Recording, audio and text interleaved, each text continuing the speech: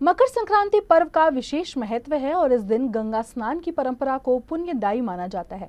वैसे महाराष्ट्र में गंगा नदी नहीं है, लेकिन अकोला जिले के कपिलेश्वर गांव में ये मान्यता है कि मकर संक्रांति के दिन गंगा नदी स्वयं यहां प्रकट होती है। यही कारण है कि कपिलेश्वर स्थित कपिल मुनि के देवस्थान को विदर्भ का गंगा सागर कहा जाता है और इस बार भी मकर संक्रांति पर बड़ी संख्या में श्रद्धालु यहाँ पहुंचे थे। कपिलेश्वर की महत्व की कहानी पुराण कथाओं में छुपी है। कहा जाता है कि कपिल मुनि अपने 64 ऋषि मुनियों के साथ तपस्या में लीन थे।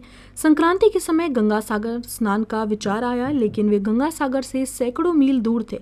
ऐसे में गंगा सागर तक पहुंचना संभव नहीं था और उन्होंने पूर्णा नदी के तट पर गंगा का आवाहन किया। उनकी प्रार्थना से गंगा स्वयं पूर्णा नदी में अवतरित हुई। तब से कपिलेश्वर गांव में मकर संक्रांति के दिन गंगा स्नान की परंपरा चली आ रही है। मकर संक्रांति के अवसर पर कपिलेश्वर गांव में महाराष्ट्र और मध्य प्रदेश के लाखों श्रद्धालु गंगा स्नान के लिए आते हैं।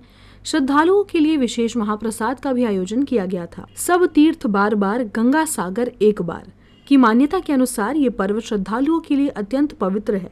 इस बार भी यहाँ बड़ी संख्या में श्रद्धालु पहुंचे और स्नान करने के बाद प्रसाद ग्रहण किया। कपिल मुनी महाराज संस्थान कपिलेश्वर येथे आपले स्वागत।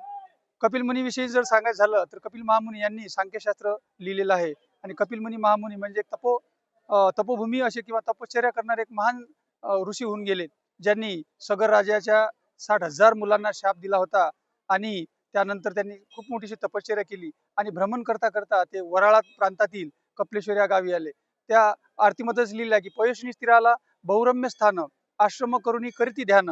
काही दिवस त्यांनी या ठिकाणी ध्यान धारणा केली आणि वास्तव्य केलं, म्हणून तेव्हापासून या गावाला कपिलेश्वर म्हणून बोधिता झाला, म्हणजे संबोधण्यात आलं।